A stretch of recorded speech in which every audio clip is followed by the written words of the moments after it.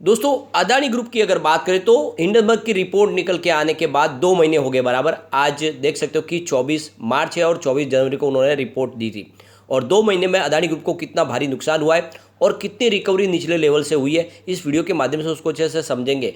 और सबसे जो बड़ी बात है कि हिंडनबर्ग के जो फाउंडर है नाथन एडनसन, उन्होंने अपना एक नया शिकार ढूंढ लिया है।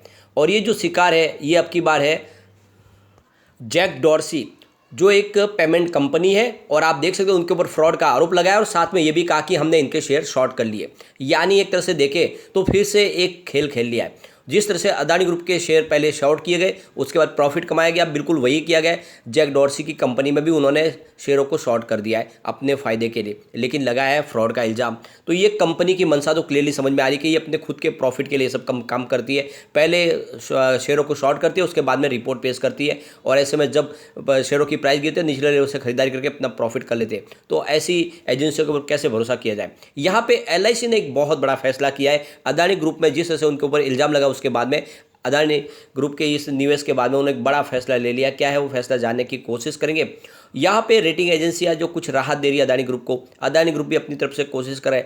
क्या हो सकता है आने वाले समय अदानी ग्रुप में, क्या इस समय इन्वेस्टमेंट करना चाहिए या फिर अभी हमें उस रिपोर्ट का इंतजार करना चाहिए जो 6 सदस्यों की जो कमेटी बनी है उनके पास जो रिपोर्ट आएगी वो सुप्रीम कोर्ट में पेश होगी, उसके बाद में क्या फैसला होगा जानना होगा। इन सारी बातों को जानेंगे इस वीडियो के माध्यम से। लेकिन फ्रेंड, उससे पहले अगर आप पहली बार हमारे चैनल पे आए तो चैनल को सब्सक्राइब कर दीजिए, एक बेल आइकॉन दबा दीजिए ताकि जब भी नया वीडियो बने पहला नोटिफिकेशन आपको मिले। वीडियो पसंद आए तो लाइक शेयर जरूर कीजिए। चलो फ्रेंड्स, वीडियो स्टार्ट करते हैं। मैं हूँ आपका दोस्त एस बी दवे और हमारे अपने चैनल ऑनलाइन कमाई में आपका बहुत बहुत स्वागत है। तो यहाँ पे देखिए बिल्कुल 2 महीने बराबर हो चुके हैं। 24 जनवरी को ये रिपोर्ट आई थी और अब ये आज है 24 मार्च। इसमें आप देख सकते हो कि कितना नुकसान हुआ है। तो आप ये अगर देखें अलग अलग कंपनियों की बात करें तो जो अदानी ग्रुप का जो मार्केट कैप है उसमें आप देखें निचले लेवल से 7 लाख करोड़ की रिकवरी हुई है। 27 फरवरी को इनका मार्केट कैप 9,89,736 करोड़ रुपीज़ के आसपास था। अब यहाँ पे देख सकते हो इस करंट लेवल से देखें तो अभी भी 48.44% डाउन है मार्केट कैप कंपनी का, क्योंकि 24 जनवरी का जो इनका क्लोजिंग प्राइस मार्केट का अगर देखें पूरा तो 19,19,888 लाख करोड़ रुपीज़ के आसपास था। तो इस हिसाब से अभी भी बहुत ज़बरदस्त लॉस हो रहा है अदानी ग्रुप को। अदानी इंटरप्राइजेस की बात करें तो फिलहाल जो है आप देख सकते हो कि 1734 के आसपास स्टॉक की बात करें तो यहाँ पे 32% जो है वो निचले लेवल से स्टॉक रिकवर हो चुका है। अदानी टोटल गैस की बात करें तो यहाँ पे देख सकते हो 974 के आसपास स्टॉक आया, 0.76% की गिरावट है। लेकिन अगर आप देखें तो निचले लेवल से 29.64% ये भी रिकवर हो चुका है स्टॉक। अदानी ग्रीन एनर्जी की बात करें तो यहाँ पे देख सकते हो कि 0.88% की तेजी है, 990 के आसपास स्टॉक है।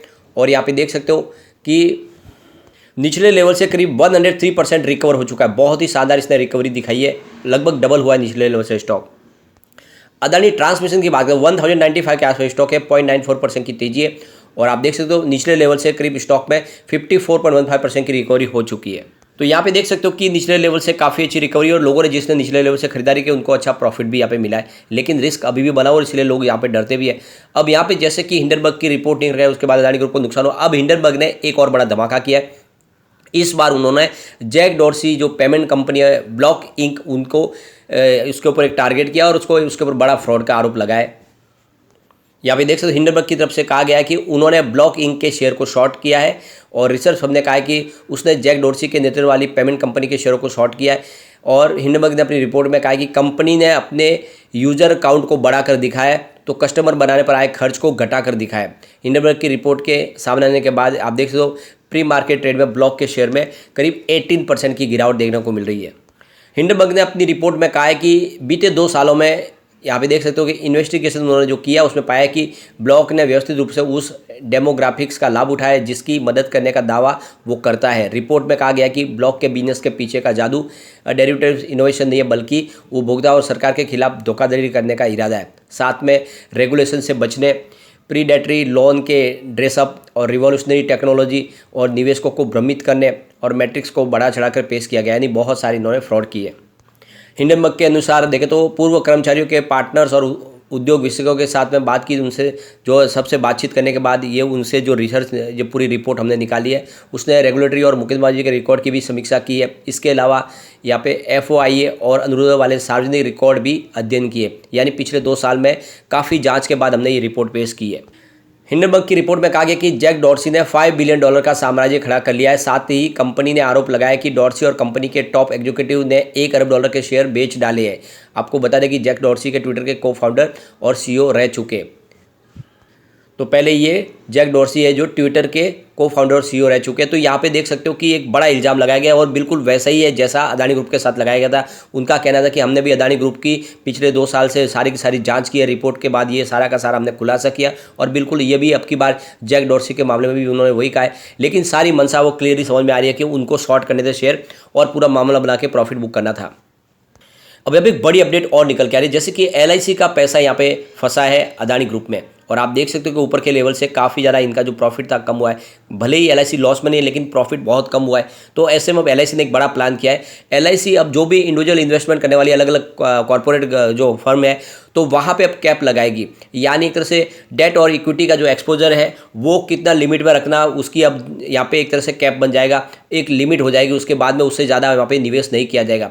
यानी जिस तरह से रिस्क बढ़ा है अदानी ग्रुप में, अब अदानी के ग्रुप के इस रिस्क के बाद में LIC ने अपनी स्ट्रेटेजी में बदलाव किया है और किसी भी एक इंडिविजुअल कंपनी के अंदर वो एक लिमिट से ज़्यादा निवेश नहीं करेंगे।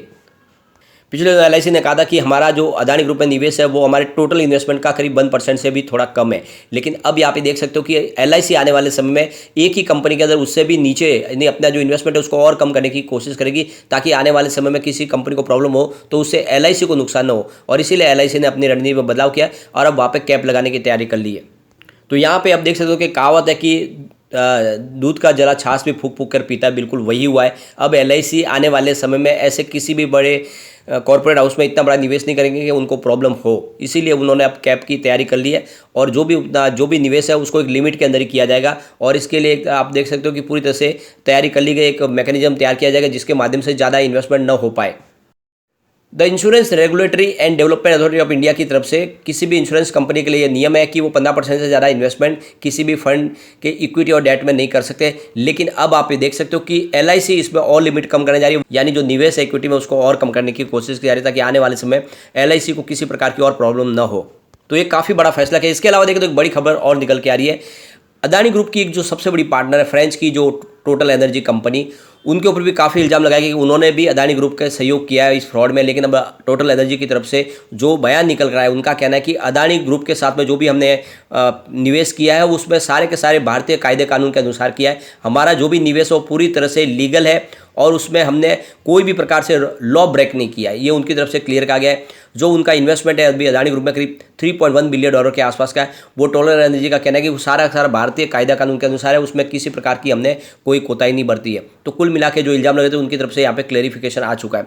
एक अच्छी खबर निकल कर आई है अदानी ग्रुप के लिए। फिच रेटिंग ने यहाँ पे देख सकते हो अदानी पोर्ट्स की रेटिंग को BBB- दी है और जो आउटलुक है उसका स्टेबल किया है। तो कुल मिला के इस समय जब रेटिंग की काफ़ी ज़्यादा जरूरत है कंपनियों को, काफ़ी कंपनियां इस समय रेटिंग देने से बच रही है। आप देख सकते S&P ग्लोबल ने कहा कि हम वेट एंड वॉच कर रहे हैं, रेटिंग को सुधारना या फिर गिराना वो देखना होगा। लेकिन फिच रेटिंग फिलहाल अभी अदानी ग्रुप के ऊपर भरोसा करें, उन्होंने अदानी पोर्ट्स की रेटिंग को दे दिया इस समय, जो एक तरह से इनको काफ़ी बड़ी राहत है। और ये इशारा करिए कि आने वाले समय अदानी ग्रुप की जो मुसीबत है थोड़ी सी कम होती हुई दिखाई दे सकती है। लेकिन जो अदानी ग्रुप के लिए सबसे बड़ी प्रॉब्लम है वो है इस समय जो एक मत हो गया विपक्ष और वो चाहते हैं कि JPC का गठन हो, जबकि सरकार कह रही है कि ऑलरेडी सुप्रीम कोर्ट ने कमेटी बना दी है। सेबी से कहा गया है कि 2 महीने में जांच रिपोर्ट पूरी पेश करे तो जो भी है वहाँ पे क्लियर हो जाएगा। और सरकार का जो मानना है कि ये रिपोर्ट के अंदर सब कुछ मिल जाएगा। लेकिन दूसरी तरफ विपक्ष का कहना है कि एक सुप्रीम कोर्ट की जो कमेटी है उसमें एक लिमिट है, हमें JPC बनानी चाहिए, उसमें सारी की सारी जांच है वो हो पाएगी। तो कुल मिला के इसीलिए मामला अभी अधर में लटका हुआ है। और वैसे अगर आप देखें तो निचले लेवल से रिकवरी तो काफ़ी ज़्यादा हो चुकी है। अब ऐसे में एक और तेजी आने की संभावना बहुत कम है। तो ऐसे में हमें थोड़ा वेट एंड वॉच करना होगा। और ये आप देख सकते हो कि प्योरली ये सारा का सारा हिंडनबर्ग ने अपने प्रॉफिट के लिए मामला बनाया था। जिस तरह से अभी ये नई रिपोर्ट लेकर आए, वो लगातार बहुत सारी कंपनियों के ऊपर ऐसे रिपोर्ट निकालते और कंपनियों को बर्बाद करते हैं वो खुद के फायदे के लिए। ये बात इस समय समझ में आ रही है। लेकिन फ्रेंड, कोई भी इन्वेस्टमेंट करने से पहले अपने फाइनेंशियल एडवाइजर से बारे ले ले या अपना खुद का रिसर्च करें, क्योंकि मैंने वीडियो आपके एजुकेशनल पर्पज के लिए ही बनाया। वीडियो पसंद आए तो लाइक शेयर जरूर कीजिए और चैनल को सब्सक्राइब कर दीजिए। Thank you friend.